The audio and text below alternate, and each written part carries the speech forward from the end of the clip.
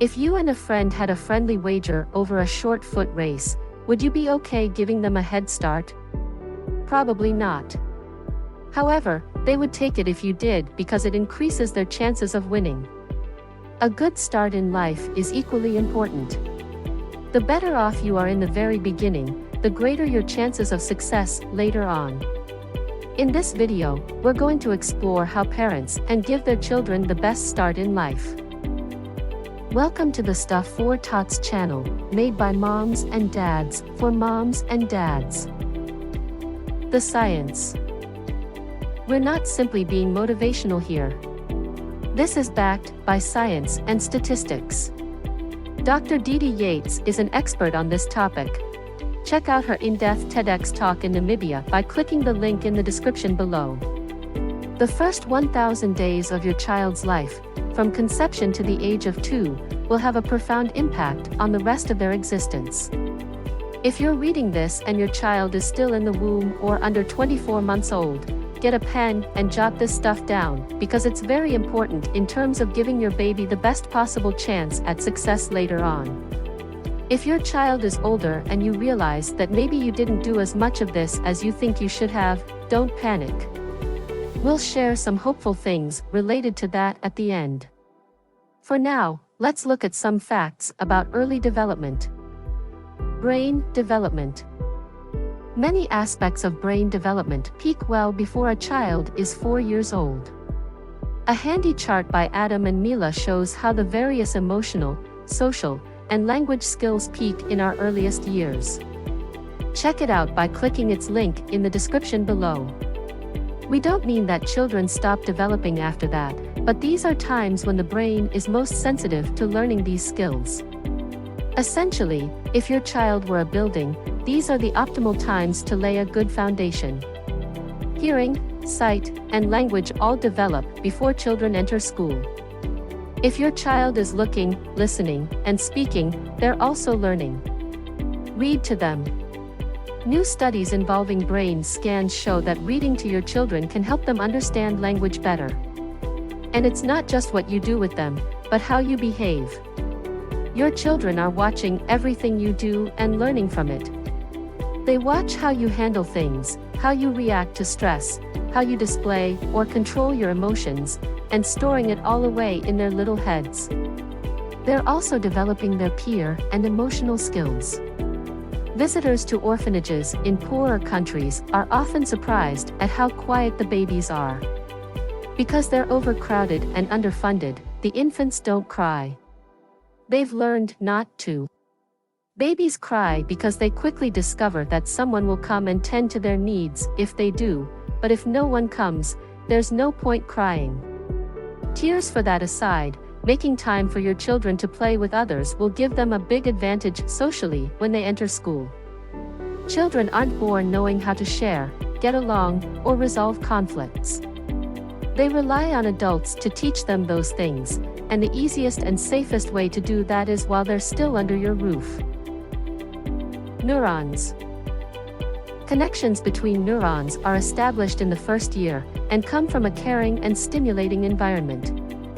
Well, there you go. It's hard to say it more plainly than that.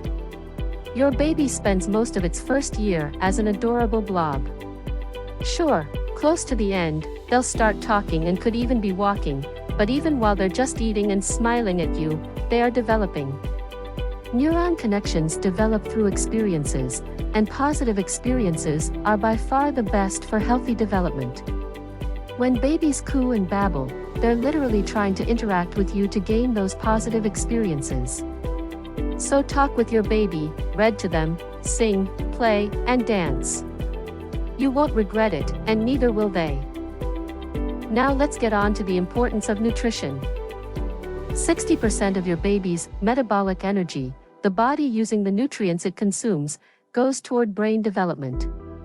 The adult brain only uses 20% of a person's metabolic energy. If that's not an eye-opener, we don't know what is. Seriously, more than half of what the baby eats goes to developing the brain, so is your little one getting the right nutrition? We live in an age with a wealth of health knowledge. Most adults know what foods are good or bad for them, even if they don't always make health-conscious choices. Good nutrition for our younglings is equally as important. We don't feel we should have to say why, but we will for the sake of driving home this very important point. Poor nutrition habits can have a variety of negative health consequences, including stunted growth, delayed puberty, poor academic performance, increased rates of injury, and poor bone health. Mental stimulation. Studies show that children with poor nutrition, lack of stimulation, excessive exposure to violence or stress will finish fewer grades in school, earn less, and will have poor health as opposed to their well-nourished peers. Logically, we should all have arrived at this point by now. Poor nutrition, lack of stimulation, and excess stress will obviously have a negative impact on your child, as it would anyone. The key factor is, again, those oh-so-important early developmental years.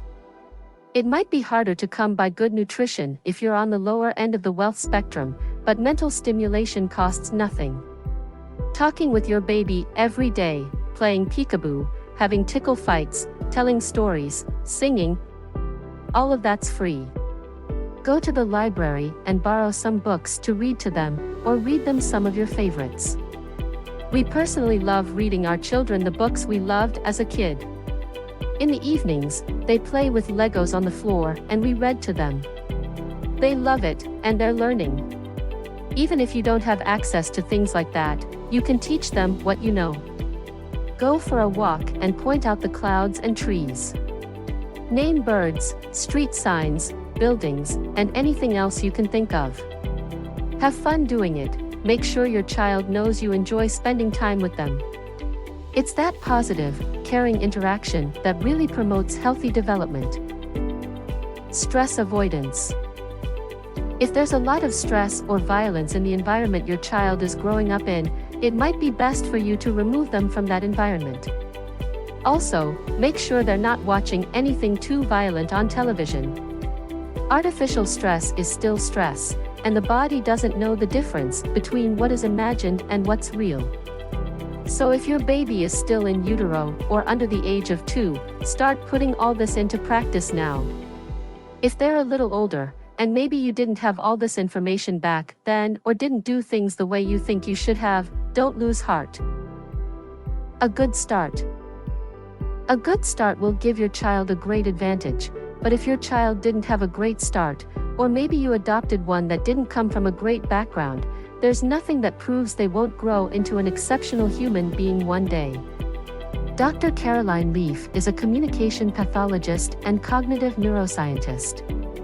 She was one of the first in her field to study how the brain can change with directed mind input, neuroplasticity. In her books, she more than proves that even those of us that didn't have the best beginnings or who suffer from traumatic brain injuries or attention deficit hyperactivity disorder, ADHD, or any number of other debilitating mental conditions, can overcome through intentional, positive thinking and actions. Positive influence. Much like in that oh-so-important first 1,000 days, positive influence is the key to undoing a less-than-ideal beginning. As a mother, father, or guardian, you can lead your child into healthy thought habits by displaying them yourself. Formulate and express positive attitudes and approaches when dealing with everyday problems. Exhibit qualities like gratefulness, which studies have shown consistently leads to greater peace of mind and happiness. Acknowledge negatives so your child will learn what they are and how to process them. Your reaction to these things will also be a big teaching tool. If your child sees you're reinforcing toxic behaviors or thought patterns, they are likely to emulate that at some point. Teach your child to practice mindfulness at a young age, being aware of unhealthy patterns of thought that create stress and anxiety. Much like how exercising our muscles repeatedly makes them stronger, entertaining the same thought patterns reinforces the pathways and connections in the brain related to those thoughts, making them much easier to entertain again. Basically, if you think about bad things regularly, it'll be easier for your mind to go straight to the bad when something new happens, and vice versa. Some people have even claimed mindfulness can cure things like anxiety and depression. In summation, if you're reading this with a baby on the way, or one still at home, do everything you can to give them the best possible chance at life. Make sure they have a good diet, plenty of interaction with you, plenty of love, mental stimulation, and as little stress as possible during their formative years. If they're a little older, don't worry, because success stories come in all shapes and sizes. And the bigger the underdog, the better the story. Do you think the first 1,000 days of your child's life will determine the rest of her existence? We'd love to hear from you.